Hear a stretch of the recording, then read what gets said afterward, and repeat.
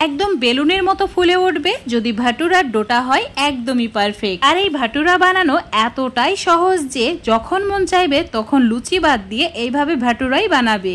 দেখতে পাচ্ছ কতটা মুচমুচের খাস্তা হয়েছে আর সেই রকম দারুণ সুস্বাদু খেতে। আজকের এই ভাটুরা বানানোর জন্য লাগবে ময়দা। তো একটা নির্দিষ্ট কাপের মাপ করে 2 কাপ ময়দা নিয়ে নিতে হবে একটা বড় সাইজের বাটির মধ্যে। তারপর একটা চামচের মাপ করে 3 চামচ সুজি দিয়ে দিতে হবে আর ওই চামচের মাপ করে 3 চামচ গমের আটাও অ্যাড করে দিতে হবে। এবার দিতে হবে স্বাদ মতো হাফ চামচ নুন আর যতটুকু নুন ততটুকুই চিনি। আর দিতে হবে সামান্য পরিমাণে কাসুরি মেথি। কাসুরি মেথি না থাকলে না দিলেও হবে। এবার দিতে হবে বেকিং পাউডার। এখানে খাবার সোডা না বা বেকিং সোডা নয়, বেকিং পাউডার দিতে হবে, মানে যেটা আমরা কেক তৈরি করার জন্য ব্যবহার করি। তো সমস্ত শুকনো উপকরণগুলো মিশিয়ে নেওয়ার পর 3 চামচ টক দই অ্যাড করে দিতে হবে। তারপর অল্প অল্প করে এইভাবে জল অ্যাড করতে হবে। আর এখানে নর্মাল জল নিয়েছি। যদি শীতের সময় তৈরি করো তাহলে অবশ্যই উষ্ণ গরম জল নেবে। তো ঠিক এইরকম একটা ডো বানিয়ে নিতে হবে। খুব বেশি শক্তও না আবার খুব বেশি নরমও নয়। সামান্য পরিমাণে তেল এইভাবে উপরে মাখিয়ে রেখে দিতে হবে। এখানে ঘি বা বাটার নেওয়া যাবে না, সাদা তেলই লাগবে।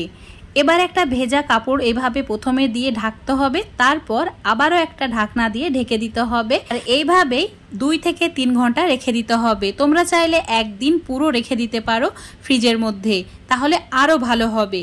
তো তোমাদের 3 ঘন্টা পর দেখাচ্ছি।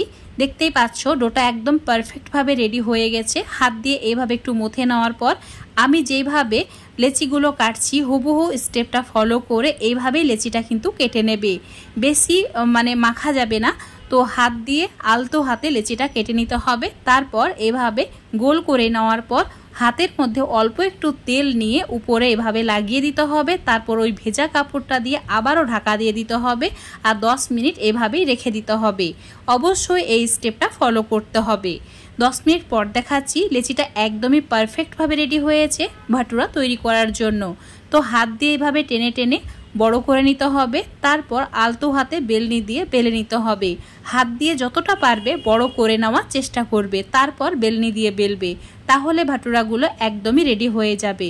এবার এগুলো ভাজার জন্য তেল একদম ভালোভাবে গরম করতে হবে আর অবশ্যই চুলোর ফ্লেমটা হাই ফ্লেমে রাখতে হবে আর এইভাবে তেল উপরে ছড়াতে হবে, তাহলে খুব সুন্দরভাবে প্রত্যেকটা ভাটুরা বেলুনের মতো ফুলে উঠবে। দেখতে পাচ্ছ কত সুন্দরভাবে ফুলে উঠেছে। আর বাকিগুলো ঠিক এইভাবে বেলে নিয়ে ভেজে নিতে হবে। তো আজকের এই রেসিপিতে যে যে টিপসগুলো তোমাদের বলেছি হুবহু যদি তোমরা ফলো করো তোমরা একদম পারফেক্ট ভাটুরা বাড়িতে খুবই সহজে বানিয়ে নিতে পারবে। তো অবশ্যই এইভাবে একবার বানিয়ে খেয়ে দেখবে। আজকের এই ভাটুরা রেসিপিটা যদি তোমাদের ভালো লেগে থাকে অবশ্যই লাইক শেয়ার কমেন্ট করে দেবে। ফেসবুক পেজ থেকে দেখলে পেজটাকে ফলো করে নেবে, ইউটিউব থেকে দেখলে চ্যানেলটাকে সাবস্ক্রাইব করে রাখবে। দেখতে পাচ্ছ কতটা লোভনীয় হয়েছে আর সেই রকম মুচমুচে আর খাস্তা। তো তোমাদের এখন একটা ভাটুরা ভেঙে দেখিয়ে দিচ্ছি ভেতরটা কতটা সুন্দর হয়েছে, একদমই পারফেক্ট হয়েছে।